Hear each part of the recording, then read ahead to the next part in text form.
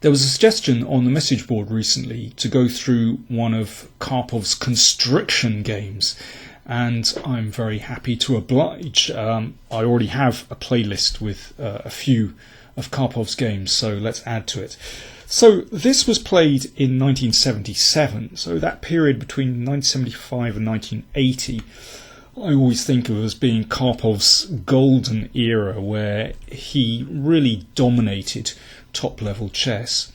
And there are many famous examples of his play. But what I've done is I'm going through a game which isn't very well known, but I think which displays his talents and his genius very well. So this game was played in the October Revolution 60th anniversary tournament played in Leningrad in 1977, and is against strong Czechoslovakian Grandmaster Jan Smejkal. So it's a very regular Piet's defence played by Smejkal, and Karpov has played his speciality, which is the classical system. It's unpretentious. You have your 2 pawns in the middle. You have very straightforward developments with the knights and bishops. You're not trying to blast black's opening out of the water, but you're trying to get a small positional advantage. So now we have this typical locked pawn chain. So it looks very much like a King's Indian defence, except that this pawn still stands on c2 and not c4. And there's a slightly strange arrangement of the pieces with bishop on g4. Now, without the pawn on c4, then white is more vulnerable to an attack on the centre with c6, trying to break this one down. So that's why Karpov played rook a d1, and that is a very typical move from Karpov. It's all about prophylaxis, all about restricting your opponent's possibilities. So even though the rook stands on a closed file, it prevents this freeing move c6. Well, this position was arrived at very recently in a game that Peter Svidler played with black. Svidler played a6 here, and if let me just go through a few of the moves. He found himself actually in a really difficult situation after this. White has a very pleasant space advantage, and there are possibilities to attack black's weakened king as well. He managed to escape with a draw, but this position is definitely better for white. Well, Smejkal played king h8, so it's possibly preparing a knight's retreat, and then f5, and possibly moving a rook to the g file at some stage. h3 from Karpov, so he wants to knock that bishop back and still go for that knight maneuver in f4 actually, but Smejkal exchanges off bishop for knight. And this is a classic Karpov position, really. He has a space advantage and he has the 2 bishops. He likes these kind of static advantages.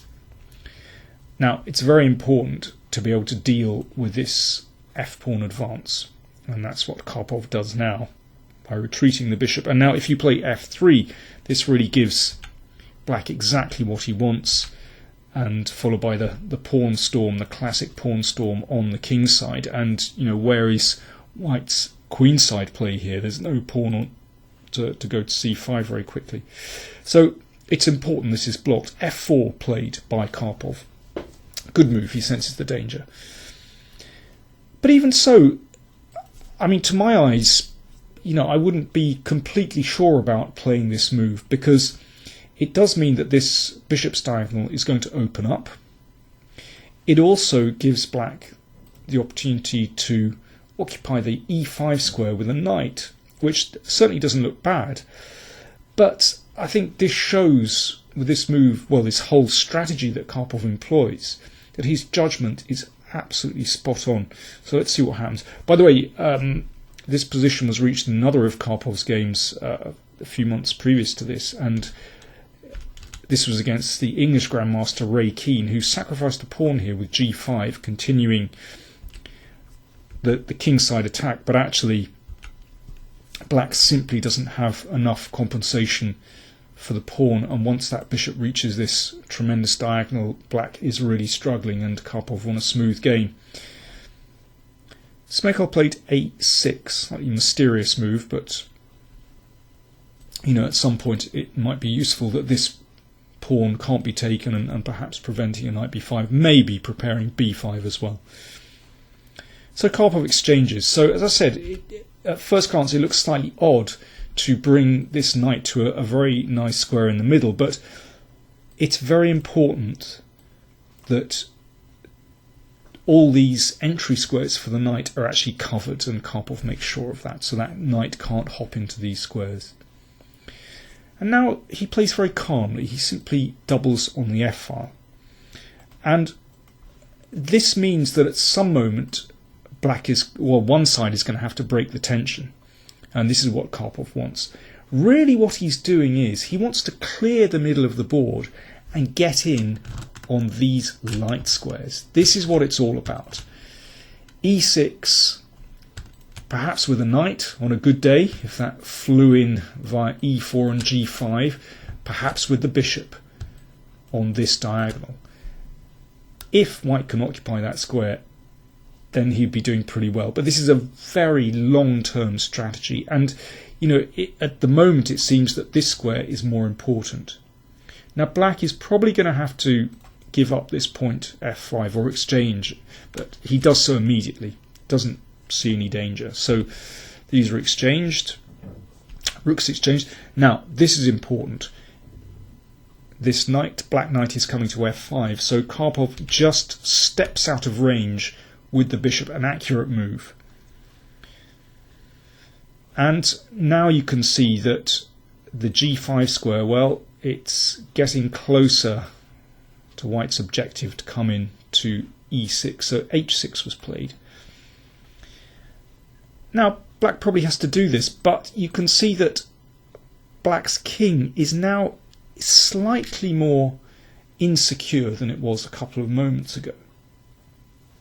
So Karpov has space advantage with this pawn on d5 and two bishops, and he's very happy. he can use this. So first of all, let's restrict black's play. Let's stop the queen going to a4, so b3, and this also sets in train a nice pawn advance on the queen side. So Karpov has prevented any immediate attacks by black.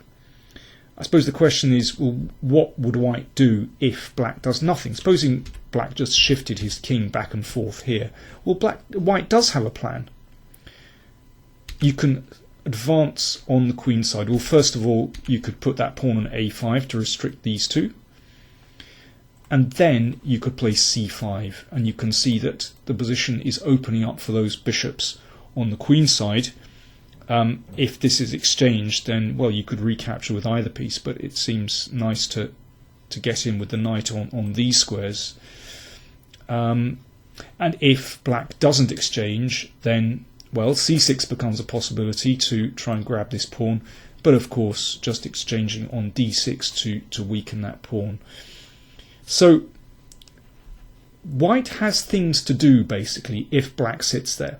So understandably, Smejkal wants to generate some play on the other side of the board, g5, and this gives his knight square on g6. But knight g3, as soon as g5 is played, then that knight senses that there are nice opportunities on the king side. So Karpov is very fine-tuned to a change in the pawn structure. And now pressure is building a little bit, because you can see this knight perhaps wants to come in here. Maybe g4 is coming. So Karpov thinks, right, now's the moment to trade some pieces. Trade a pair of rooks. So that takes some of the pressure off his king. Still means he's heading for these light squares at some moment. So watch out for those. So here's the first little shift, a beautiful little creeping move, looking at the f5 square. So knight f5, or possibly queen f5, exchanging queens is threatened. So knight h4, that covers this one, and some vague threats on these squares as well. Now the next little creeping move, bishop e2. You can see after this move g5 is played, it weakens those light squares. So now white looking at the h5 square after bishop e2. The knight came back, trying to activate this bishop. Okay, and now the knight has stepped back. Now the bishop occupies this diagonal. Well, the knight is threatened.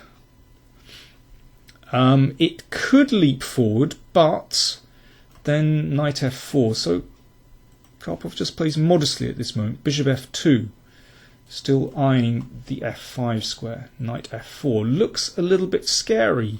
Suddenly black has some activity, but it's all under control. And actually that bishop's position has really improved. It can't be hit by a knight. It defends that pawn. And white is still in control here. The knight and the bishop doing a really superb job.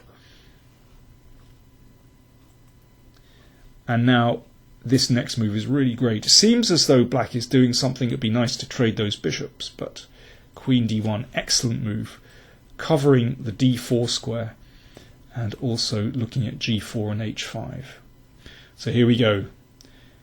Karpov has finally managed to shuffle the pieces around and get the queen in on the light squares, and suddenly that is really dangerous. Those squares both squares can't be covered. Now, do you lunge in with the queen straight away? This is a moment where Karpov shows great restraint. He could play queen c8, but then the queen would drop back and queen takes pawn.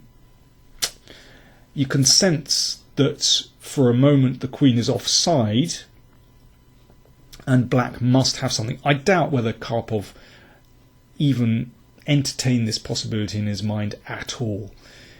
With the queen offside, there simply must be something for black in this position, and there are a couple of possibilities. One is just to play knight h5, exchange knights and bring the queen in. Another is actually to make a temporary sacrifice of a piece here, and whoops, I beg your pardon, temporary sacrifice of a piece, and bring the queen in, and black should have sufficient counterplay to draw that.